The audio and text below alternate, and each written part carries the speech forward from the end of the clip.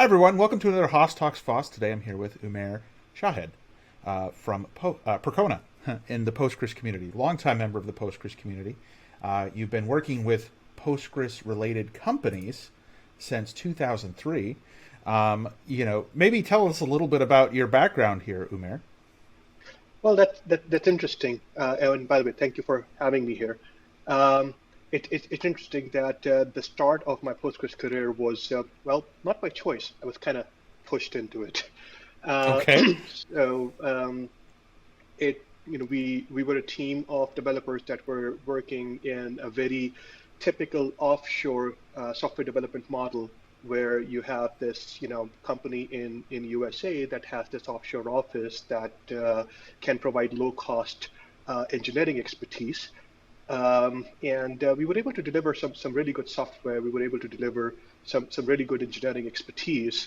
Um, and one of the partners of the company decided to branch out, get into products, and the idea was to take an open source database and try and build Oracle compatibility on top of it in order to ease the migration of people trying to move away from Oracle and onto open source.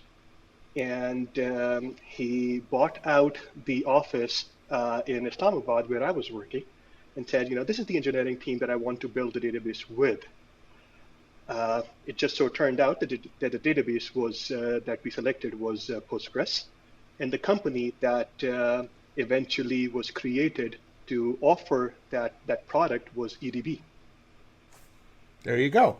And so that led you to be the Director of Development Services at EDB. Yes. So I started my journey there as a developer of their ETL product. The idea was to help automate the transfer of data from Oracle to Postgres. The first version of the ETL, it was something that I wrote. Eventually, I ended up being responsible for QA, for build, and then being the director of development services there. Okay, and I mean, from there you could just continued on. I mean, you spent some time at Open SCG, which eventually got bought by Amazon, and then Second Quadrant as well. So you've had a very diverse background in the Postgres space. Yeah, and I think that I've been blessed. I feel that I was lucky to be exposed that way and to be able to be a part of that community and work with this pretty phenomenal project, Postgres. At OpenSCG, it was all about consulting, very hands-on on customer site. So I was moving around quite a bit, and the area of focus was business intelligence, creating data warehouses, data marts, ETLs using Postgres, allowing big companies to handle lots and lots of data, huge volumes, huge velocities, and try and make sense out of it. And then with second quarter, the role changed again. In again, it started off as a services company that evolved into a software provider, and I was brought in to help with that evolution. Um, it was indeed pretty diverse, uh, using the same technology, using the same project, using the same database. I was exposed to quite a lot of different aspects of it. Yeah, and it's interesting. I normally ask people what drew them to a specific technology or software. Obviously, you mentioned that you were kind of forced into it, but why did you stay with it? Like, what got you hooked? So you've spent your almost your entire career working in Postgres. I think I think it's just the initial part where I would say that I was kind of forced into it. I think force is a strong word. It just happened. Right. It was but I think eventually I just fell in love with the technology. I became very comfortable with the community. I felt accepted, and I felt that the community was very open to allowing new entrants. And the project itself was growing at phenomenal speed. It there were flocks of people moving away from other databases towards Postgres. Features were being added every year with every major release, and just the progress that was being made by leaps and bounds. I got hooked. Now, you mentioned the community, and one of the unique things about Postgres that is, it's really unique amongst open source databases if you think about it. There is no central owner. And, the license is very open. And so that means that, anybody can use it, and there are several companies in the ecosystem. But that lack of an owner is, or shepherd, if you will, is very unique. When you look at the open source database ecosystem that's out there, you see the MySQLs, you see the Mongos, you see, if you call Mongo open source anymore, but, you see the Redises, you see, the various, other databases that are out there, whether it's, ClickHouse or, Hadoop or all of these different technologies. And they typically have a driving company who is kind of the owner of the IP, even if it is an open source technology. So Postgres stands out as more, pure when it comes to that, more open source movement than a lot of the other ones. And that's not to say the other ones are wrong. It's different. And how does this work? Tell us a little bit about that background. Tell us a little, how that uniqueness, works, because you've got such a diverse audience working on Postgres. No, I think it comes with its own challenges. So it's not all it's not all glory, and it's not all there are definitely challenges in there.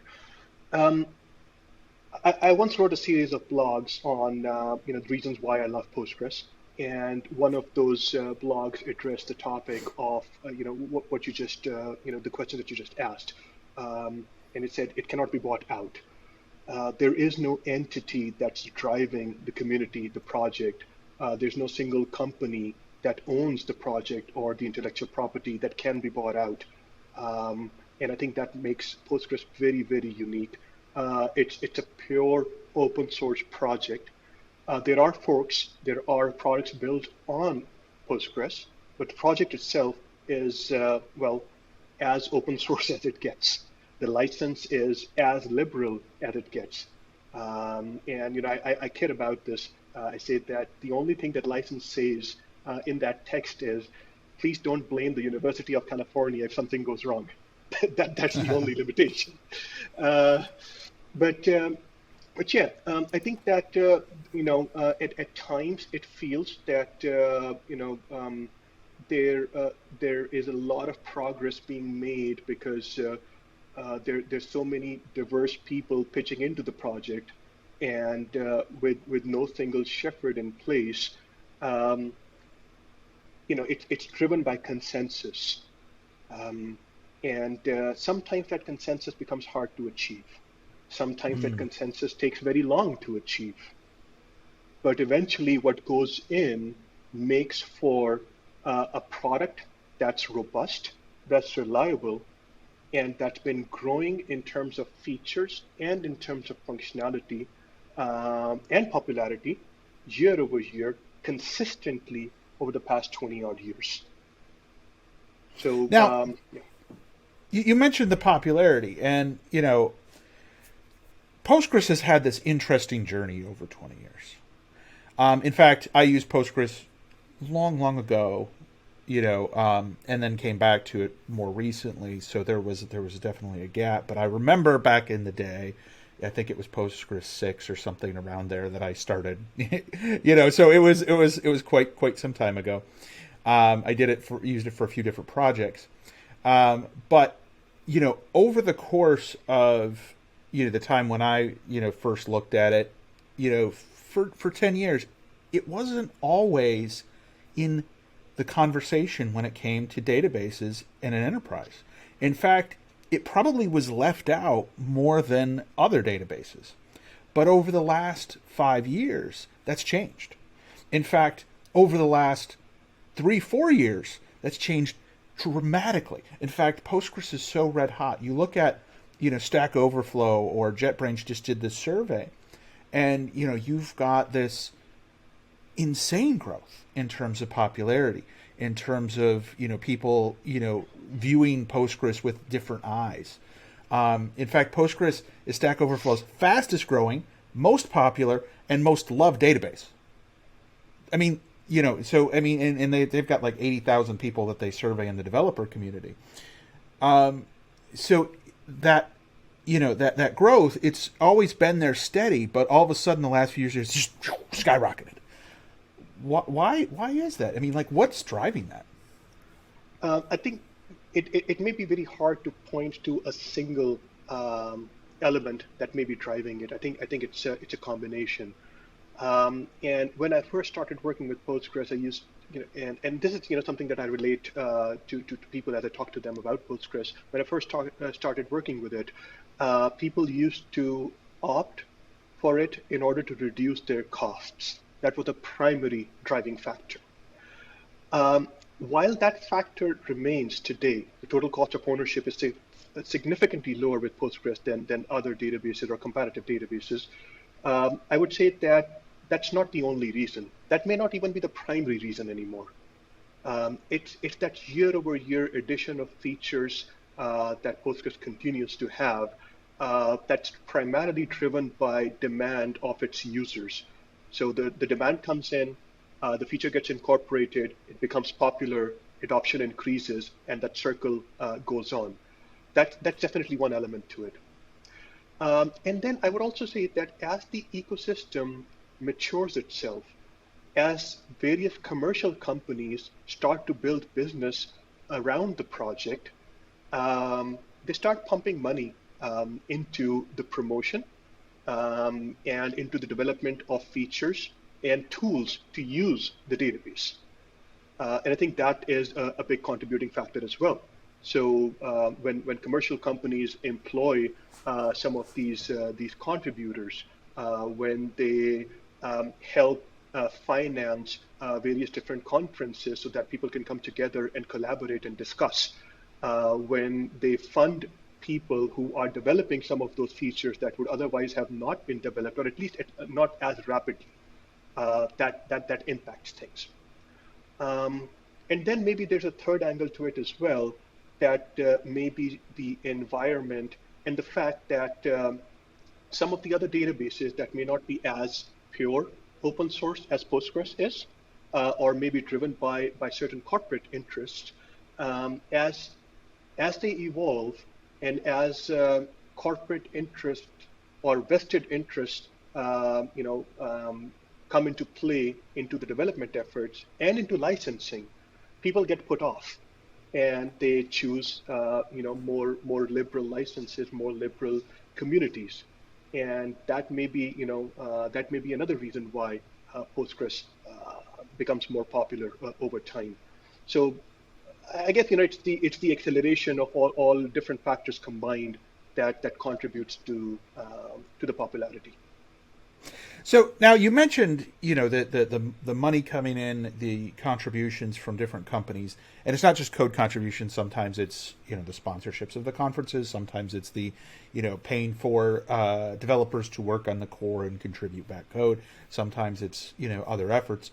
But I believe there are, somewhere around, 7,292.3 different versions of Postgres available.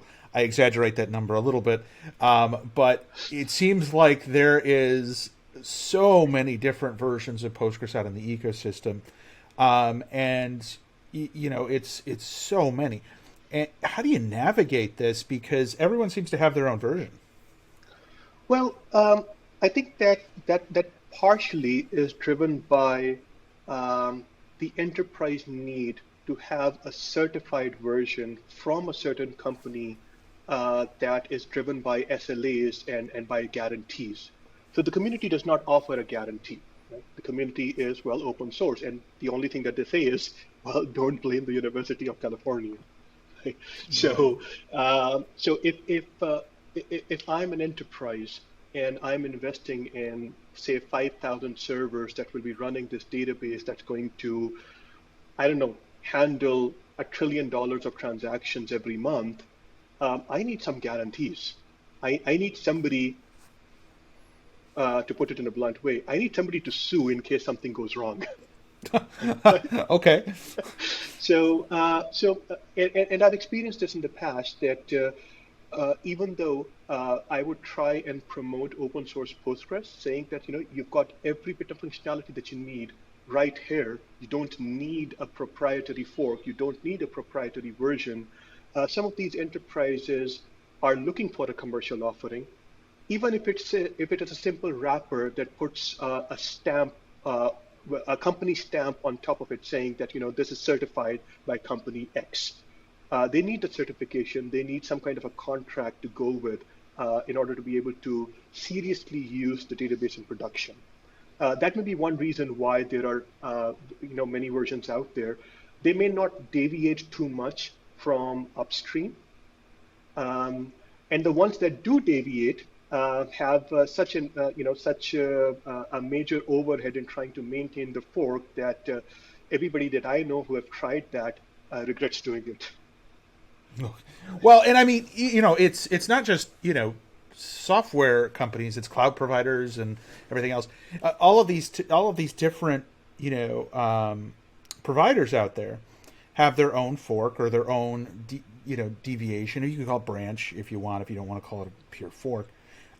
Where they've integrated with maybe their cloud infrastructure, maybe they've integrated with some third party things, maybe they've integrated with other services they offer, but it changes what is the core, which makes it somewhat compatible, but not always. And when we talk about some of the enterprise versions that are out there, I think that, and you tell me, but sometimes, moving towards an enterprise version that is more of a fork versus, it's not deviated as much, sometimes makes it harder to go back because, you get locked into that version or that, that feature set or, is backward compatibility something that a lot of these forks are looking at? I think it depends on the fork that we're discussing or that we're talking about. There definitely are forks out there that have deviated so much from upstream that there is no backwards compatibility. There's no on-disk compatibility with open source Postgres, and that makes it hard to go back. And it's sad that. I find it sad that you lean on an open source offering and you claim to be an open source database, and yet the very thing that open source tries to avoid, and that's vendor lock-in, customers are still walking into it, and sometimes not even knowing that they're walking into it. And I think that me personally, I've tried to stand for open source Postgres, even if it is a simple certification of a company that's come in, maintain on-disk compatibility so that even if you are going with a certified version, if you want to move to someplace else, you can easily just pick up your data and go there. But that's not true for all forks. I think it would depend on what you're talking about. I can talk about Percona if I may represent Percona in this conversation, and I know that this is something that we cherish and we hold near and dear to ourselves. Keeping that on-disk compatibility, keeping that open source compatibility, so that there's never the chance of a vendor lock-in. Okay. Umair, thank you for stopping by today and chatting with us. I appreciate the time you've spent. Any last words for us? I guess Postgres continues to grow in popularity, and I hope that we can all come together to try and identify what might be factors that people need addressed in that database and address them and make it even more popular. Wow, what a great episode that was. We really appreciate you coming and checking it out.